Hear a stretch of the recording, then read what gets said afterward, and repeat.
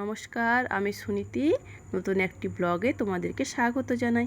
আমার বন্ধুরা সবাই কেমন আছো? আমি তো ভালো আছি, আশা করছি তোমরাও ভালো আছো, সুস্থ আছো। যে যেখান থেকে আমার ভিডিওটি দেখছো তাদেরকে জানাই অনেক অনেক ভালোবাসা। চলো নতুন একটি ব্লগ নিয়ে শুরু করছি। এই দেখো, আমি একটু মার্কেটে গিয়েছিলাম। গোলবাজারে না সেল মার্কেট বসেছে খড়গপুরে, জানো তো তোমরা আমি থাকি। তো সেখানে সেল মার্কেট 1 তারিখ থেকে শুরু হবে। তো তার দুদিন আগে আমি যখন গিয়েছিলাম প্রচণ্ড ভিড় ছিল, প্রচণ্ড ভিড়। গিয়ে মানে কি অসুবিধায় পড়েছি সে আর তোমাদের কি বলবো। চলো টুকটাক জিনিসগুলো এনেছি, দেখো কেমন হয়েছে বলো তো। এই ফুলের স্টিকটা কেমন লাগবে বলো তো, ডাইনিংয়ে রাখবো, তার জন্য নিয়ে এসেছি। কেমন হয়েছে তোমাদের জানিও কিন্তু। অপরাজিতা স্টিক, এটা নীল সাদা, তো আমার খুব পছন্দ হয়েছে, তার জন্য আমি এই রঙটাই নিলাম। আর নিলাম চামচ খুন্তি হাতা রাখবো বলে একটা স্ট্যান্ড নিয়েছি, আর একটা ফুলের টবও নিয়েছি। এই দেখো টবটা, রঙটা ভালো লাগছে, পার্পল কালারের নিয়েছি। আমার যে ডাইনিংয়ের মধ্যে যে লাকি ব্যাম্বু গাছটা রয়েছে না, ওটাই ওর মধ্যে দেবো বলে আমি নিয়ে এসেছি। আর কিছু টুকটাক জিনিস নিয়েছি, দেখো ডাইনিং ম্যাটগুলো নিয়ে এসেছি। এটা একটা বাথরুমের সামনে দেবো বলে ম্যাট, একটুখানি জলটা হয়তো টানবে এই জন্য, আর স্লিপ করবে না, নিয়েছি এটা। আর দেখো ডাইনিং টেবিল ম্যাটগুলো কেমন হয়েছে জানাবে। চেরি কালারের ডিপ রঙেরই নিলাম, লাইট কালারেরও ছিল, তো লাইট কালারেরগুলো নিলাম না, নোংরা হয়ে যাবে তাড়াতাড়ি। তো এগুলোই আমি নিয়েছি। কেমন লাগছে বলো তো, পুরো চেরি লাল টুকটুকে, আমার খুব পছন্দ হয়েছে, নিয়ে এসেছি। তোমরাও জানিও হ্যাঁ কেমন হয়েছে। এই দেখো জিনিসগুলো অনেকগুলোই টুকটুক করে কিনেছি কিন্তু। আরে বড় না, বড় মশাই তো একদম রেগে যাচ্ছে, চলো এত ভিড় গরমে কি করবে। আর আমরা দুজনে মিলে একটা করে বড়া আর একটা করে ধোসা খেয়েছি, আর আইসক্রিম নিয়ে এসেছিলাম বাড়ির জন্য। তারপরের দিন সকালবেলা ব্লগটা আমি করছি আবার। দেখো আমার গাছে ফুল দিয়ে শুরু করলাম সকালবেলা। কত নয়নতারা ফুল ফুটেছে। যারা দেখো গাছে ফুল পাচ্ছ না, যারা ফ্ল্যাটে থাকো, শহরে থাকো, মাটি নেই গাছ লাগাবার, তারা কিন্তু 2-4টা নয়নতারা লাগিয়ে রাখবে। নিত্য পূজার জন্য তোমাকে ফুলের কষ্ট করতে হবে না।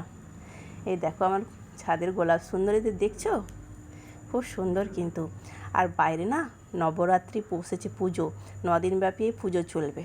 খড়গপুরে তো জানো বিভিন্ন ভাষাভাষীর মানুষ থাকে, তো সবসময় পুজো অনুষ্ঠান এগুলো কিন্তু চলতেই থাকে। তো একটু বাইরের আওয়াজ হবে, কারণ সবসময় মাইক বাজছে। তাও আমি যখন বন্ধ আছে দেখে ভিডিও ভয়েস দিচ্ছি, একটু কিন্তু তোমরা মানিয়ে গুছিয়ে নিও। এই কদিন না আমার ভিডিওর সাউন্ড দিতে খুব অসুবিধা হবে, কেন বলো তো, সবসময় দেখছি মাইকটা বাজছে, রামনবমী পর্যন্ত চলবে। চলো সকালের বাসি কাজগুলো আমি কিছুটা করে নিয়েছি, এবার চললাম আমি একটু ভাতের চালটা ভিজিয়ে রাখি। তোমরা তো জানো আমি সকালবেলায় চালটা ভিজিয়ে দিই। 2 ঘন্টা মতো চালটা ভিজিয়ে থাকলে না ভাতটা আমার গ্যাসের মধ্যে হয় তো তাড়াতাড়ি হয়ে যায়। তোমরা যারা গ্যাসে ইন্ডাকশানে করো তারা কিন্তু চালটা ভিজিয়ে রেখো, হ্যাঁ। ডাল চাল এগুলো একটু ধুয়ে ভিজিয়ে রেখে দিও, দেখবে চট জলদি তোমাদের ভাত ডাল এগুলো কিন্তু হয়ে যাবে। একদিন ট্রাই করে দেখতে পারো। চলো আমি চালটা একটু পরিষ্কার করে ধুয়েও নিই। চালটা কিন্তু খেতে ভালো, কিন্তু চালটার মধ্যে না ছোটো ছোটো কালো কালো কিন্তু দানা রয়েছে গো, সেগুলো মাঝে মাঝে বিরক্ত করে আমাকে। আগে থেকে বেছে নিলে ভালো হতো, তো সময় নেই, এখন সরাসরি জলে নিয়ে দিয়ে দিই, একটু ধুয়ে পরিষ্কার পরিচ্ছন্ন করে নিই। এই দেখো, আর তোমরা জানিও তো আমার ভিডিওগুলো তোমাদের কেমন লাগছে। আমার ভূতু সোনাকে তোমাদের কেমন লাগে। ভূতু সোনা বলতে আমার একটি খরগোশ আছে, জানো তো, তোমরা তো দেখেছো।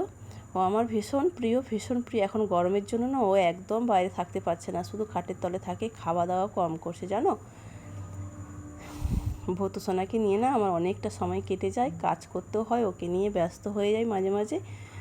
এই দেখো চালের মধ্যে কালো কালো চালগুলোই কিন্তু চালটা দেখো খেতে স্বাদ আছে, দেশি চাল, মানে পালিশ করা নয়, মিলের চাল নয়। এখানে এরকমই চাল পাওয়া যায়, সব রকমেরই পাওয়া যায়, যে যেরকম কিনে নিয়ে আসে তাই। আর তোমরা তো জানো শহরের মানুষদের কি অবস্থা হয়, চালের দাম কত এখানে, তো তোমরা জানোই। এই দেখো সকালবেলা আমি একটু এটা স্টিকটা লাগিয়ে দেখছিলাম কেমন লাগে। টেবিল ক্লথটা তুলে ম্যাটগুলো দেবো না, ক্লথটার ওপরেই থাকবে, তোমরা একটু জানিও তো। তো একটু পরে আমি নিচে গিয়েছিলাম, তো আমাদের গাছ থেকে কত নিম পাতা নিয়ে এসেছি দেখো, শুকনো করে রেখে দেবো জানো তো। শুকনো করে রেখে দিলে এখন 2-3 মাস খাওয়া চলবে। অনেকগুলোই পাতা আছে কিন্তু বেশ টাটকা। নিম পাতা কিন্তু শরীরের জন্য খাবারই খাওয়া উচিত, ভালো। হ্যাঁ, নিম পাতা হলুদ বেটে মাখতেও পারো, স্কিনের জন্য ভালো। যাদের অ্যালার্জির প্রবলেম আছে তারা যদি একটা করে নিম পাতার বড়ি খেতে পারো তাও কিন্তু ভালো। এই দেখো আমি পুজো করতে বসেছি, আমার ভূত সোনা বসে আছে কখন পুজো হবে আর আমি নকুলদানাগুলো পাবো। যে যার চিন্তায় রয়েছে, কিন্তু ভূতু কেমন আমার কথা শুনছে, কানগুলো দেখছো, দেখছি। ও যদি বলতে পারতো না অনেক কিছু বলতো কিন্তু আমাকে, জানো তো। ও আমাকে ভীষণ ভালোবাসে। আমি পুজো করবো আমার কাছে এসে বসবে, কিছু করবে না, বসে বসে দেখবে মা কখন পুজো করলে আমাকে দুটো নকুলদানা দেবে। চলো আমিও পুজোটাই করছি। এই দেখো একটা নিল চলে গেল। তো পাতাগুলো একটু দেরি করে এসে আমি রোদে এসে বসলাম, রোদ না মানে দরজাটা এসে বসলাম, পাতাগুলো পোকা টোকা আছে নাকি দেখে একটু পরিষ্কার করে বেছে নিই, ভালো করে ধুয়ে রোদে শুকনো করে তারপরে পাউডার করে রেখে দেবো। যখন বেগুন ভাজবো তখন একটু করে আলু বেগুন যেগুলো ভাজা করবো তার মধ্যে ছড়িয়ে দিলেও হবে, নাহলে তুমি এমনি কাঁচা ভাতের মধ্যে মাখিয়ে খেতে পারো অল্প অল্প। তোমরা কিন্তু করে রেখো, যখন গরমের সময় এগুলো পাওয়া যায় প্রচুর পরিমাণে নিয়ে এসে শুকনো করে রেখে দিও, তোমার অন্য সময় তো খেতে সুবিধা হবে। সব সময় তো আর গাছে নিম পাতা পাওয়া যায় না, সব বুড়ো হয়ে যায়, এগুলো এখন নরম পাতাগুলো খেতে স্বাদ হবে। আর যেগুলো একটু পাতাগুলো শক্ত হয়ে যাবে না, ওগুলো তেঁতোটা একটু বেশি থাকবে। আমার মতন তোমরা করতে পারো কিন্তু। দেখো মাইকের আওয়াজ আসছে কিন্তু বাইরের থেকে, মনে হয় আমি ভয়েস দিতে দিতে মাইকটা জোরে আবার বাজিয়ে দেবে। ট্রেন যাবে এই এক ভয়, মাইক বাজবে। জানো না শহরে থাকলে কিন্তু অনেক শব্দ দূষণ হয়ে থাকে, আর রাস্তার ধারে বাড়ি হলে যা হয়।